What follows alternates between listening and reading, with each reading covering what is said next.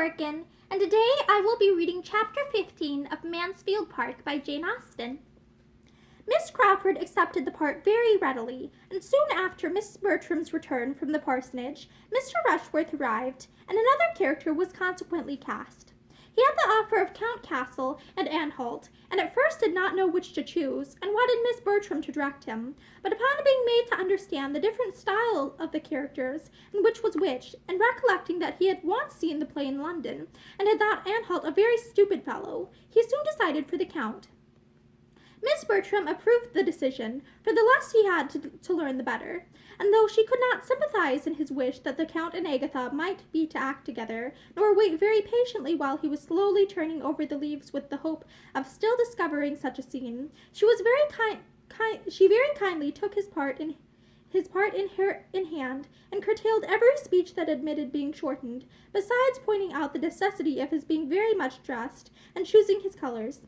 Mr. Rushworth liked the idea of his finery very well, though affecting to despise it, and was too much engaged with what his own appearance would be, to think of the others, or draw any of those conclusions, or feel any of that displeasure which Maria had been half prepared for.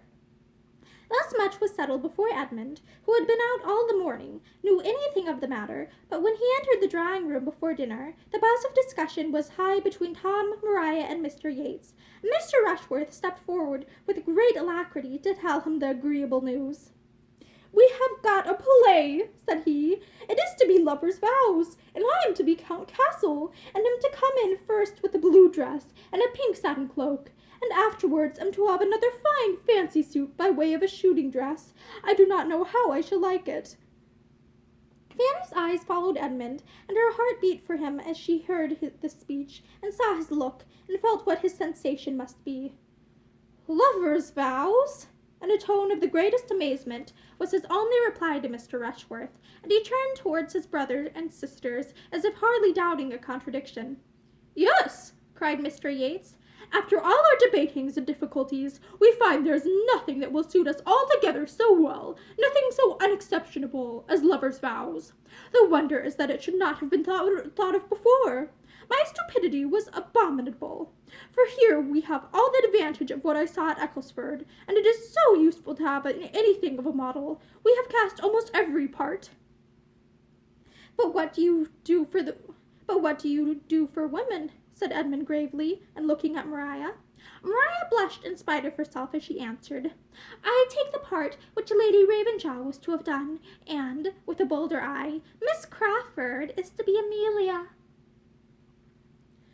"I should not have thought it the sort of play to be so easily filled up with us," replied Edmund, turning away to the fire where sat his mother, aunt, and Fanny, and seating himself with a look of great vexation. Mr. Rushworth followed him to say, "I come in 3 times, and have 42 speeches. That's something, is not it? But I do not much like the idea of being so fine. I shall hardly know myself in a blue dress and a pink satin cloak." Edmund could not answer him. In a few minutes Mr. Bertram was called out of the room to satisfy some doubts of the carpenter, and being accompanied by Mr. Yates, and followed soon afterwards by Mr. Rushworth, Edmund almost immediately took the opportunity of saying, "I cannot before Mr. Yates speak what I feel as to this play, without reflecting on his friends at Ecclesford. But I must now, my dear Maria, tell you that I think it exceedingly unfit for private representation, and that I hope you will give it up. I cannot but suppose you will, when you have read it carefully over. Read only the first act aloud, to either your mother or aunt, and see how you can approve it. It will not be necessary to send you to your father's judgment, I am convinced." "We see things very differently," cried Maria. "I am perfectly acquainted with the play, I assure you, and with the very few omissions, and so forth, which will be made, of course, I can see nothing objectionable in it, and I am not the only young woman you find who thinks it very fit for private representation." "I am sorry for it," was his answer, "but in this matter it is you who are to lead. You must set the example. If others have blundered, it is your place to put them right, and shew them what true delicacy is. In all points of decorum, your conduct must be law to the rest of the party." This picture of her consequence had some effect, for no one loved better to lead than Maria, and with far more good humor she answered, I am much obliged to you, Edmund. You mean very well, I am sure. But I still think you see things too strongly, and I really cannot undertake to harangue all the rest upon a subject of this kind. There must be the greatest indecorum, I think. Do you imagine that I could have such an idea in my head? No. Let your conduct be the only harangue. Say that, on examining the part, you feel yourself unequal to it, that you find it requiring more exertion and confidence than you can be supposed to have. Say this with firmness, and it will be quite enough. All who can distinguish will understand your motive. The play will be given up, and your delicacy honored as it ought. Do not act anything improper, my dear, said Lady Bertram. Sir Thomas will not like it. Fanny, ring the bell. I must have my dinner. To be sure, Julia is dressed by this time. I am convinced, madam, said Edmund, preventing Fanny, that Sir Thomas would not like it. There, my dear, do you hear what Edmund says? If I were to decline the part, said Maria with renewed zeal, Julia would certainly take it. What? Cried Edmund. If she knew your reasons? Oh, she might think the difference between us, the difference in our situations, that she need not be so scrupulous as I might feel necessary. I am sure she would argue so. No, you must excuse me. I cannot retract my consent. It is too far settled. Everybody would be so disappointed. Tom would be quite angry, and if we are so very nice, we shall never act anything. I was just going to say the very same thing, said Mrs. Norris. If every play is to be objected to, you will act nothing, and the preparations will be all so much money thrown away, and I am sure that would be a discredit to us all. I do not know the play, but as Maria says, if there is anything a little too warm, and it is so with most of them, it can be easily left out. We must not be over precise, Edmund, as Mr. Rushworth is to act too. There can be no harm. I only wish Tom had known his own mind when the carpenters began, for there was the loss of half a day's work about those side doors. The curtain will be a good job, however. The maids do their work very well, and I think we shall be able to send back some dozens of the rings. There is no occasion to put them so very close together. I am of some use, I hope, in preventing waste and making the most of things. There should always be one steady head to superintend so many young ones. I forgot to tell Tom of something that happened to me this very day. I had been looking about me in the poultry yard, and was just coming out, when who should I see but Dick Jackson making up the servants' hall door with 2 bits of deal board in his hand, bringing them to father, you may be sure. Mother had chanced to send him of a message to father, and then father had bid him bring up them 2 bits of board, for he could not know how to do without them. I knew what all this meant, for the servants' dinner bell was ringing at the very moment over our heads, and as I hate such encroaching people, the Jacksons are very encroaching, I have always said so, just the sort of people to get all they can. I said to the boy directly, a great lubberly fellow of 10 years old, you know, who ought to be ashamed of himself.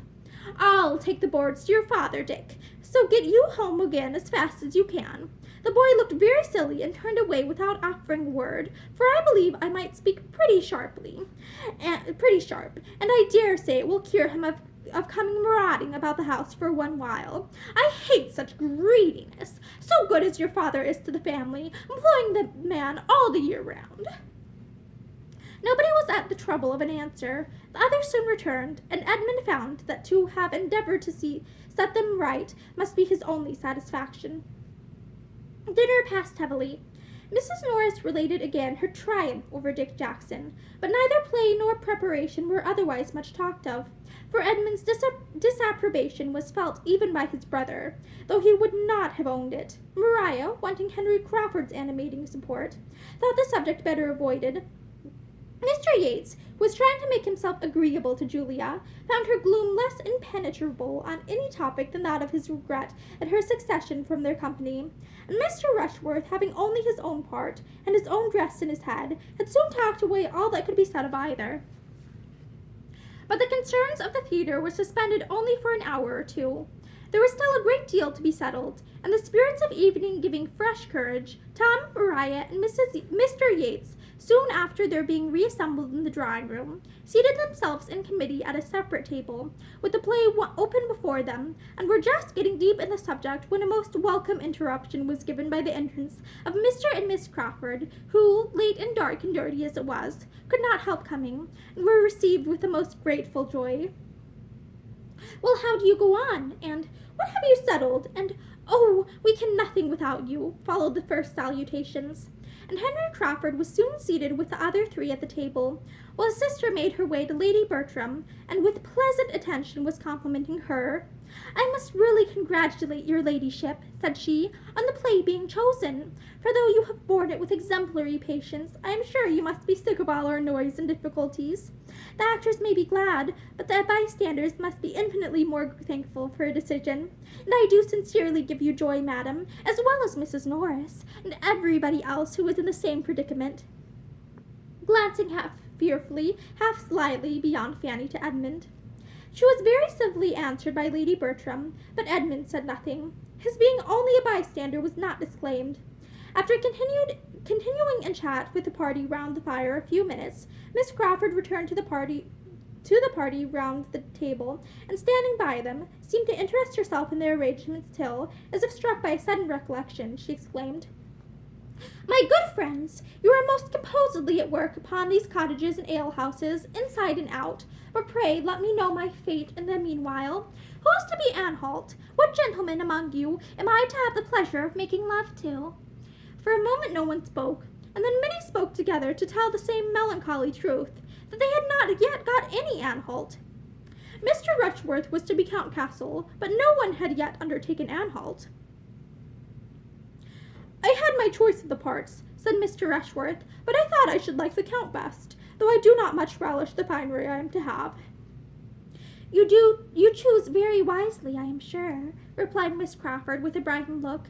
"Anhalt is a heavy part." "The Count has 42 speeches," returned Mr. Rushworth, "which is no trifle." "I am not at all surprised," said Miss Crawford after a short pause, "at this want of an Anhalt. Amelia deserves no better. Such a forward young lady may well frighten the men." "I should be but too happy in taking the part if it were possible," cried Tom. "But unluckily the butler and Anhalt are in together. I will not entirely give it up, however. I will try what can be done. I will look it over again." "Your brother should take the part," said Mr. Yates in a low voice. "Do not you think he would?" "I shall not ask him," replied Tom in a cold, determined manner. Miss Crawford talked of something else, and soon afterwards rejoined the party at the fire. "They do not want me at all," said she, seating herself. "I only puzzle them, and oblige them to make civil speeches. Mr. Edmund Bertram, as you do not act yourself, you will be a disinterested adviser, and therefore I apply to you. What shall we do for an Anhalt? Is it practicable for any of the others to double it? What is your advice?" "My advice," said he calmly, "is that you change the play." "I should have no objection," she replied, for though I should not particularly dislike the part of Amelia if well supported, that is, if everything went well, I shall be sorry to be an inconvenience. But as they do not choose to hear your advice at that table," looking round, "it certainly will not be taken." Edmund said no more. "If any part could tempt you to act, I suppose it would be Anhalt," observed the lady archly after a short pause, "for he is a clergyman, you know." "That circumstance would by no means tempt me," he replied, "for I should be sorry to make the character ridiculous by bad acting. It must be very difficult to keep Anhalt from appearing a formal, solemn lecturer, and the man who chooses the profession itself is, perhaps, one of the last who would wish to represent it on the stage." Miss Crawford was silenced, and with some feelings of resentment and mortification, moved her chair considerably to nearer the tea-table, and gave all her attention to Mrs. Norris, who was presiding there. "Fanny," cried Tom Bertram from the other table, where the conference was eagerly carrying on, and the conversation incessant, "we want your services." Fanny was up in a moment, expecting some errand, for the habit of employing her in that way was not yet overcome, in spite of all that Edmund could do. "Oh, we do not want to disturb you from your seat. We do not want your present services. We shall only want you in our play. You must be Cottager's wife." "Me?" cried Fanny, sitting down again with a most frightened look. "Indeed, you must excuse me. I could not act anything if you were to give me the world. No, indeed, I cannot act." "Indeed, but you must, for we cannot excuse you. It need not frighten you. It is a nothing of a part, a mere nothing, not above half a dozen speeches altogether, and will not much signify if nobody hears a word you say, so you may be as creep-mouse as you like, but we must have you to look at." "If you are afraid of half a dozen speeches," cried Mr. Rushworth, "what would you do with such a part as mine? I have 42 to learn." "It is not that I am afraid of learning by heart," said Fanny, shocked to find herself at that moment the only speaker in the room, and to feel that almost every eye was upon her. "But I really cannot act." Yes, you can act well enough for us. Learn your part, and we will teach you all the rest. You have only 2 scenes, and as I shall be Cottager, I'll put you in and push you about, and you will do it very well, I'll answer for it." "No, indeed, Mr. Bertram, you must excuse me. You cannot have an idea. It would be absolutely impossible for me. If I were to undertake it, I should only disappoint you." "Phoo! Do not be so shamefaced. You'll do it very well. Every allowance will be made for you. We do not expect perfection. You must get a brown gown, and a white apron, and a mob cap, and we must make you a few wrinkles, and a little of the crowsfoot at the corner of your eyes, and will be a very proper little old woman." "You must excuse me. Indeed, you must excuse me," cried Fanny, growing more and more red from excessive agitation, and looking distressfully at Edmund, who was kindly observing her, but unwilling to exasperate his brother by interference,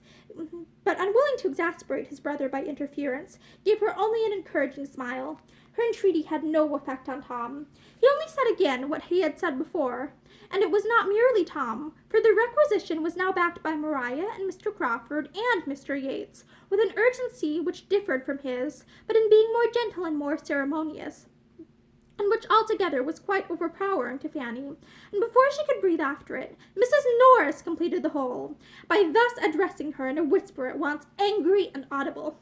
"What a piece of work here is about nothing! I am quite ashamed of you, Fanny, to make such a difficulty of obliging your cousins in a trifle of this sort. So kind as they are to you, take the part with a good grace, and let us hear no more of the matter, I entreat." "Do not urge her, madam," said Edmund. "It is not fair to urge her in this manner. You see she does not like to act. Let her choose for herself as well as the rest of us. Her judgment may be quite as safely trusted. Do not urge her any more." "I am not going to urge her," replied Mrs. Norris sharply, "but I shall think her a very obstinate, ungrateful girl, if she does not do what her aunt and cousins wish her. Very ungrateful indeed, considering who and what she is." Edmund was too angry to speak, but Miss Crawford, looking for a moment with astonished eyes at Mrs. Norris, and then at Fanny, whose tears were beginning to show themselves, immediately said with some keenness, "I do not like my situation. This place is too hot for me," and moved away her chair to the opposite side of the table, close to Fanny, and saying to her in a kind, low whisper as she placed herself, "Never mind, my dear Miss Price. This is a cross evening. Everybody is cross and teasing, but do not let us mind them." And with pointed attention continued to talk to her and endeavor to raise her spirits, in spite of being out of spirits herself. By a look at her brother, she prevented any farther entreaty from the theatrical board, and the really good feelings by which she was almost purely governed were rapidly restoring to her all the little she had lost in Edmund's favor.